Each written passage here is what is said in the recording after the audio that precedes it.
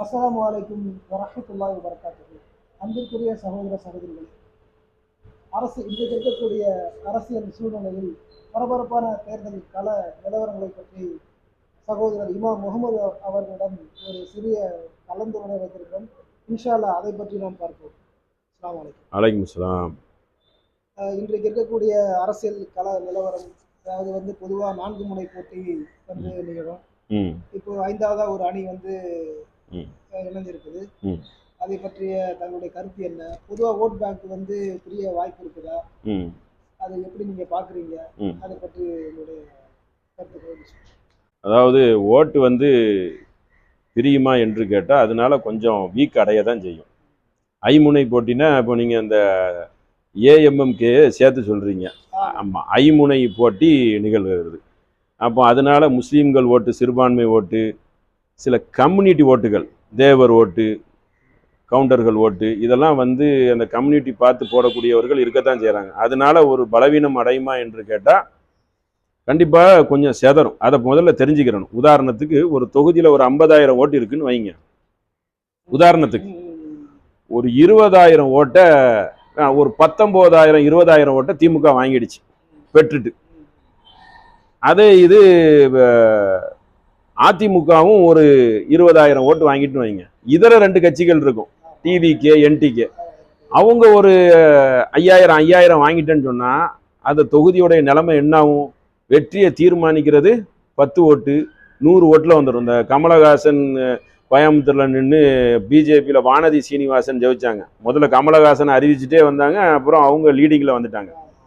அந்த மாதிரி இப்போ இந்த என்டிகே ஓட்டு, இந்த டிவிகே ஓட்டு உலகனா கூட அந்த ஓட்டு எங்கே விழுந்திருக்கும்? திமுக சைடு விழுந்திருக்கும். அந்த கொஞ்சம் ஒரு சின்ன முஸ்லீம்கள் ஓட்டு விவரம் இல்லாமல் டிவிகேக்கு போடுறதுனால என்ன ஆகும்? ஒரு 1000 ஓட்டு, அந்த 1000 ஓட்டு திமுக விழுந்தா என்ன ஆகும்? 21,000 ஆயிரும்ல. அப்போ ஒரு வித்தியாசத்தில் ஜெயிச்சிருவாங்க. வெற்றி வாய்ப்பு அவங்களுக்கு கிட்ட செதறதுக்கு இதுதான் ஓட்டை பிரிக்கிறார்கள் என்று சொல்றாங்கல்ல. அது எப்படி பிரிக்க முடியும்? இப்படிதான் பிரிக்க முடியும். இவங்க கட்சியிலன்னா இவங்களுக்கு தானே போடுவாங்க. அதிமுகவுக்கு போடுற ஓட்டு விழுந்துட்டு, திமுகவுக்கு போடுற ஓட்டு விழுந்துட்டு, இந்த 2 ஓட்டும் எப்படின்னா ஏதாவது புதுசா வரணும்னு சிந்திக்கிறவங்க. அந்த சிந்திக்கிறவங்க எப்படி பார்க்கணும்னா இப்படி சிந்திக்கணும். அந்த கட்சிக்கு போடுறதுனால அந்த நாட்டுக்கு நல்லதா, மாநிலத்துக்கு நல்லதா, அவங்க என்னென்ன கொள்கை கோட்பாடு வச்சிருக்காங்கிறத சிந்திச்சு போடணும். அப்போ ஓட்டு பிரிப்பது என்பது இப்படிதான். இது ஃபர்ஸ்ட் விளங்கிக்கிறணும். அதனால ஒரு சின்ன நஷ்டம் இருக்காது. மக்கள் சிந்திக்கணும். மக்கள் சிந்தித்து அதை செதற விடாத அளவுக்கு என்ன செய்யணும்? ஓட்டுகளை போடுவது நல்லது. ஏன் அப்போ டிவிகேக்கு போடக்கூடாது? அதாவது விஜய் கட்சிக்கு ஏன் போடக்கூடாது என்றால், விஜய் கட்சி சேம் பிஜேபிக்கு தான். என்டிஏ கூட்டணி அதிமுக சொல்றாங்களா, அதுக்கு போடுறதும் ஒண்ணுதான், டிவிகேக்கு போடுறதும் ஒண்ணுதான். தமிழக வெற்றி கழகம் டிவிகே. ஆமா, ஏன் அவங்களுக்கு போடுறது ஒண்ணுதான் சொன்னா, அவங்க கட்சியில இருக்கக்கூடிய கேண்டிடேட்டை அறிவிக்கிறாங்க. அதுல முக்காவாசிவர் யாருன்னு கேட்டனா ஜாதி வரி பிடிச்சவன், ஆர்எஸ்எஸ் காரங்க, லாட்டரி டிக்கெட் வியாபாரி, ஒரு சமுதாய அக்கறையே கிடையாது. அதெல்லாம் முஸ்லீம் மக்கள் அவங்க பின்னாடி கிடையவே கிடையாது. பொதுவாக அந்த மாதிரி போட வாய்ப்பு இருக்கு. கிறிஸ்தவர்கள் ஓட்டு, முஸ்லீம்கள் ஓட்டு பெரிய வாய்ப்பு இருக்குன்னு சொல்றாங்க. பெரிய வாய்ப்பு இருக்கு. அது வாய்ப்பு இருக்குன்னு சொன்னா அந்த சின்ன சதவீதத்துல உள்ள வாய்ப்பு இருக்கு. ஒரு தொகுதிக்கு 1000 ஓட்டு விடலாம். உதாரணத்துக்கு சொல்லி காட்டினேன், ஒரு 5000 சொல்லி, அதை விட கம்மியா கூட விடலாம். இப்ப 2000 ஓட்டு விழுந்துச்சுன்னா 3000 ஓட்டு திமுக விழுந்துரும்ல. உதாரணம் புரிஞ்சுக்கிறதுக்காக சொன்னேன். ஆனா கண்டிப்பாக ஓட்டு விழ வாய்ப்பு இருக்கு. அந்த இளைய சமுதாயம் விவரம் இல்லாமல் தளபதின்னு பைத்திய பாவம், அவங்க விவரம் இல்லாம கத்தி கொண்டு இருக்கிறார்கள். எந்த அளவுக்கு என்றால் மது போதைகளில் திரியக்கூடிய மக்களாக இருக்கிறாங்க, கட்டுப்பாடு இல்லாத மக்களா இருக்காங்க. அதுக்கு தான் சொல்ல வரேன். அவர் அறிவிக்கிறாரு, இந்த கேண்டிடேட் விஜய் அறிவிக்கிறாரு, சரவணகுமார், இவர் ஒரு ஆர்எஸ்எஸ் காரர்னா அவர் பேசுறது அப்படியே வருது வேட்பாளர் டிவிகேல. அடுத்து யாருன்னு கேட்டனா உங்களுக்கு ஜெகர்நாத் மிஸ்ரா. இவன் பயங்கரமான ஜாதி வெறி பிடிச்சவன. இது நம்ம சொல்லணும், அவங்க பல மேடைகள்ல பேசியிருக்காங்களா, அதையே பக்கத்துல போட்டு காட்டிடுறாங்க. விவரமான மக்கள் இப்படிப்பட்டவரை தேர்ந்தெடுக்கிறாரு. அப்புறம் கிருஷ்ணன், கூபா கிருஷ்ணன், இவன் ஊழல் வழக்குல இருந்து சமீபத்துல தான் வெளியே வந்திருக்கிறான். பயங்கரமான ஒரு ஊழல் வழக்குல இருந்து வந்திருக்கிறான். சந்திரகாந்தி, இவன் யாருன்னு கேட்டனா கஞ்சா கடத்தல் 10 நாளைக்கு முன்னாடி தான் வெளியே வந்திருக்கான். பிஜேபி காரங்க 10 நாளைக்கு முன்னாடி வந்திருக்கிறான். இவனையும் பிடிச்சி எம்எல்ஏவா போட்டிருக்கிறாங்க. அப்புறம் கனிமொழினா நம்ம ஐயா கலைஞர் மக இல்லை, இந்த கனிமொழி. இவங்க கனிமொழி யாருக்கிட்ட? திருச்சியில ஜோசியம் பாக்குறவா. ஜோசியம் பார்க்குற மந்திரவாதி, சரி சரி பல பேரை ஏமாத்தினவா, வழக்கு வேற இருக்கு, அவன் மேல பட்ட படிப்பு படிச்சிருக்கேன்னு சொல்லி டூப்ளிகேட் சர்டிபிகேட் போட்டிருக்கா. இப்படி பட்டதாரி பேர்ல பித்தலாட்டம் பண்ண குரூப். அப்போ இவங்களை எல்லாத்தையும் நிறுத்தி இருக்கு. விஜய் வந்து எப்படிப்பட்டவர் என்று கேட்டா, சர்ச்சி வந்து பாதிக்கப்படுது. வட மாநிலத்துல கிறிஸ்தவர்கள் வந்து சர்ச்சுக்குள்ள போய் பிஜேபி காரங்க அடிக்காங்க. இதற்கு கண்டனம் தெரிவிக்கல. பார்த்திருப்பீங்க. அப்புறம் சர்ச்சியை வந்து நொறுக்கியிருக்காங்க, அதுக்கும் கண்டனம் தெரிவிக்கல. திருப்பரங்குன்றத்துல தர்காவுடைய முஸ்லீம்கள் மேட்டர்லையும் வாயே திறக்கல. அரசியல் என்றாலே கண்டனம் அறிவிக்க விடணும், எதிர்த்து அரசியல் செய்யணும். அவங்க ஒரு பேபி மாதிரி இருக்கிறதுனால, சைக்கோ மாதிரி இருக்கிறதுனால எதிர்த்து, பொம்பளையை தான் எதிர்ப்பான் போல இருக்கு, பொண்டாட்டிய. அது நம்ம அவங்க பர்சனல் இது இருந்தாலும் அந்த மாதிரி வழக்கு இருக்கு. அவன் பர்சனல் மேனேஜர் ஒருத்தர் வந்து இருக்கிறாரு, அவனுக்கு வேலை செய்தவர், விலகி சமீபத்தில் கன்னியாகுமரி மாவட்டத்தில் உள்ளவர். அவர் வந்து ஒரு பேட்டி கொடுக்கிறார். எப்படி பேட்டி கொடுக்கிறாருன்னா, விஜய மாதிரி ஒரு நன்றி கெட்டவர் யாரும் கிடையாது, நான் அவரோட பணி சேர்ந்திருக்கிறேன், 10-15 வருஷமா அவருக்கு சப்போர்ட் பண்ணியிருக்கிறேன், ஒரு புலி படத்தை வரைக்கும் இருந்திருக்கிறேன், பல ப்ரொடியூசர்கள் நஷ்டமாயிருக்கிறாங்க, எந்த ஒன்றையும் ஒரு நல்ல மனிதரே கிடையாது, சமுதாயத்துக்காக எதுலையும் போராடினதே கிடையாது, ப்ரொடியூசர் கஷ்டம்னு சொன்னாலும் நட்டாத்துல விட்டுருவாரு சொல்லி ஒரு பெரிய ஒரு பட்டியலே போட்டு 3 மணி நேரம் பேசுறார்.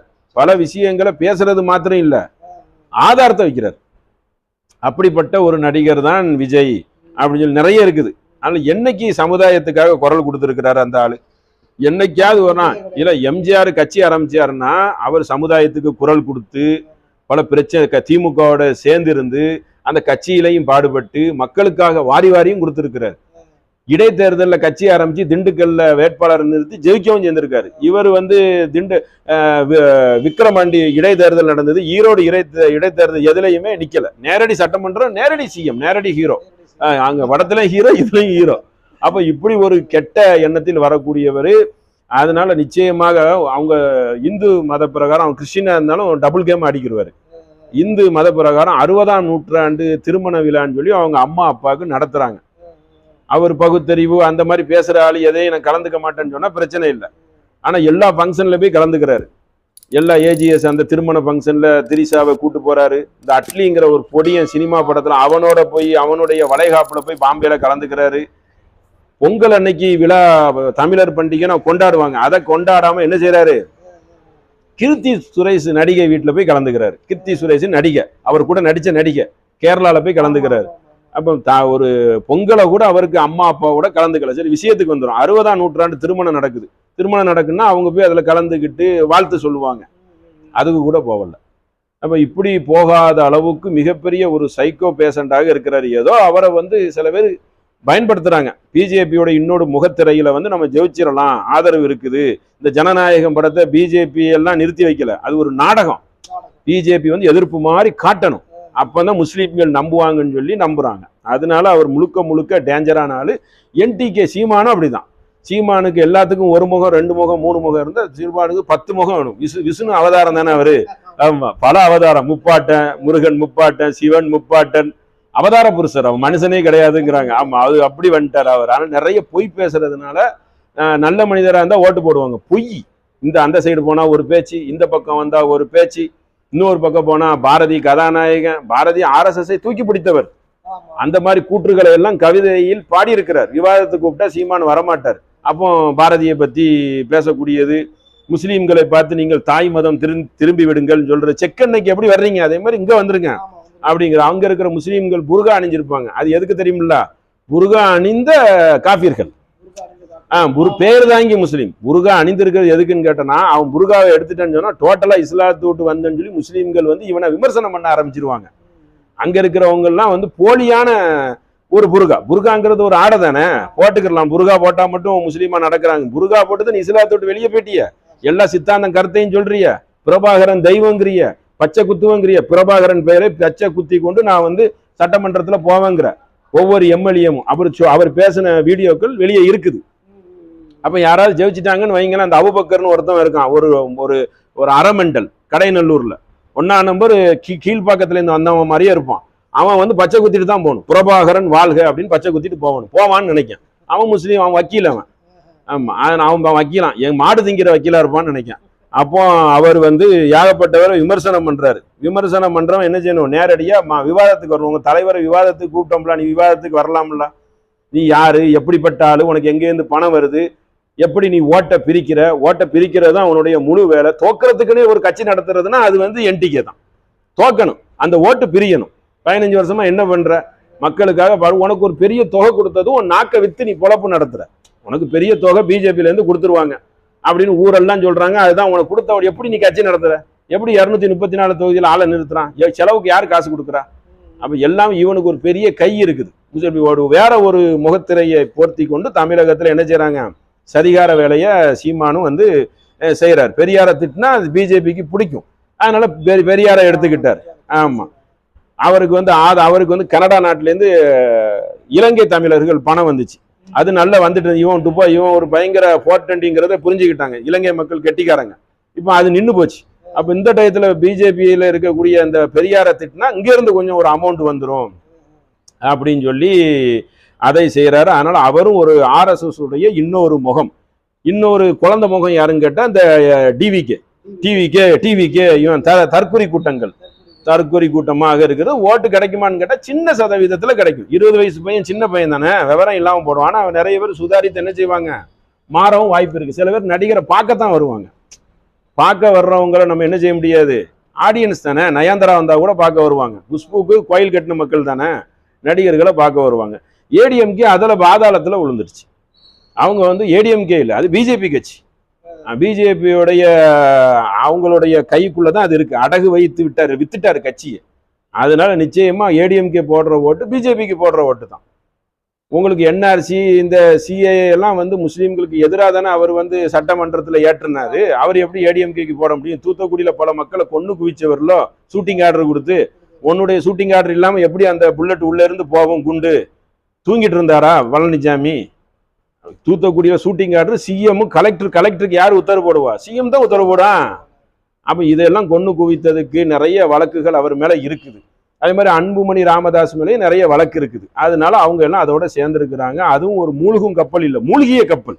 உள்ள தேடிக்கிட்டு இருக்காங்க எதையோ முத்து கிடைக்குமான்னு சொல்லி. அதனால அவங்களும் வேஸ்ட், அவங்களுக்கும் ஓட்டு போடுறது வீணு. ஏடிஎம்கே ஒரு முஸ்லீம் நம்புனான்னு சொன்னா அவனை விட பாவப்பட்ட ஆள் யாருமே இருக்க மாட்டான். ஆனால் முஸ்லீம்களும் தெளிவா இருக்காங்க, சிறுபான்மை ஓட்டு செதற வாய்ப்பே இல்லை.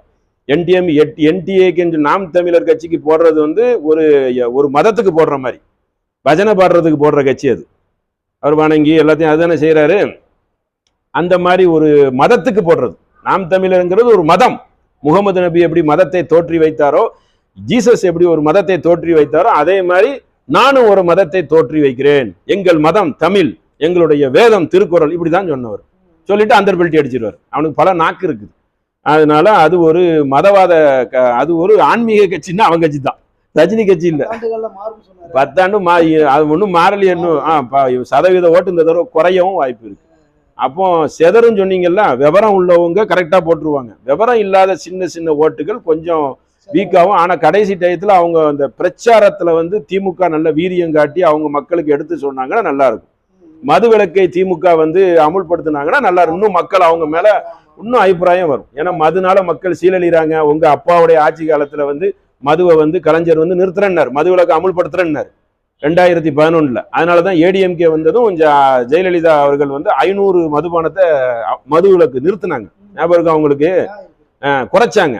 அப்போ அந்த திமுக ஆட்சியில நீங்க படிப்படியா குறைச்சா எத்தனையோ சகோதரிகளுக்கு என்ன ஆகும்? அந்த வீட்டில் இருக்கிற அந்த குடிகாரர்கள் திருந்ததுக்கு வாய்ப்பு இருக்கும். அந்த இதை அவங்க கையில எடுத்தா நல்ல ஒரு ஆயுதமா இருக்கும். அதை ஒன்றும் அவங்க சொல்லாம இருக்கிறாங்க. அதெல்லாம் அவங்க கவனத்துல வைத்துக் கொள்ளணும். சிறுபான்மைகள் நிறைய முஸ்லீம்கள் 30 வருஷத்துக்கு மேல ஜெயிலில் வாடுறாங்க பாவம். அதெல்லாம் அவங்க விடுதலை செய்யறேன்னு திமுக வந்து வாக்குறுதி கொடுத்துச்சு. அதை நீங்க கண்டிப்பாக இதெல்லாம் நீங்க நடைமுறைப்படுத்தினா என்ன செய்யும்? இன்னும் மக்கள் விசுவாசமாக செயல்படுவாங்க. ஐமுனை போட்டியில ஏடிஎம்கே ஒரு மூழ்கின கப்பல். இந்த ரெண்டும் விரைவில் மூழ்கும். அவங்க திருந்த வாய்ப்பு இல்லை. இன்னும் ஐமுனை போட்டியில இந்த ஏஎம்எம்கே சொன்னீங்கல்ல, அது வந்து இப்பதான் ஆரம்பிச்சிருக்காங்க. சசிகலா கட்சி அவங்களுக்கு அந்த தேவர் ஓட்டு தான் என்ன செய்யும்? ஊழறதுக்கு அந்த கல்லர்கள், அவங்க அந்த கம்யூனிட்டி தேவருக்குள்ளேயே 3 இருக்கும், அகமுடையாரு, மறவர், கல்லருன்னு சொல்லி. இவங்க வந்து கல்லர் இதுல சேர்ந்து அந்த ஓட்டு வேணா ஊழும். தேவர் ஒரு கட்சியிலேயே இருப்பாரு, திமுக இருப்பாரு, இவங்கள்ட்டே இருப்பாங்க, பல கட்சியில இருப்பாங்க. பல கட்சியில அந்த ஓட்டு வந்து கரெக்டாலாம் உள்ளது, இப்படியும் விழும். சின்ன சதவீதத்துல அவங்களுக்கு ஒரு மாற்றம் அடையும். அவங்க நிக்கிறது வந்து வேஸ்ட் தான். அதுவும் ஒரு ஓட்டை பிரிக்கிற ஒரு விதம் தான், தன்னுடைய ஓட் பேங்கை காட்டக்கூடிய ஒரு விதம் தான். அதனால விஜய்ங்கிறது வந்து ஒரு அபாயகரமான மனிதன், டேஞ்சரான ஒரு மனிதன். முகத்திரை வந்து ஒரு மோசமான ஒண்ணு. யாரு வந்து முஸ்லீம்கள் வந்து நம்புறாங்க. முதல்ல போய் தொலை போலாமா? அவர் தொலை போறது எப்படி தெரியாதுல்ல. தெரியாத ஒருத்தர் எப்படி தொலை முடியும்? தெரியாத ஒருத்தவரை வந்து நீங்க செய்யுங்கன்னு முதல்ல கூப்பிடுறதும் தப்பு, அவர் செய்யறதும் தப்பு. வராதவன் எதுக்கு நீங்க கூப்பிடுற? நீ எதுக்காண்டி கூப்பிட்ட? மார்க்கங்கிறது லக்கும் தீனுக்கும் வலிய தீன். உங்கள் மார்க்கம் உங்களுக்கு, எங்கள் மார்க்கம் எங்களுக்குன்னு இஸ்லாம் சொல்லப்பட்டிருக்குது. நீ வேணா வணக்க வழிபாடை வந்து பார்க்கலாம், ஒற்றுமையா இருக்கலாம்.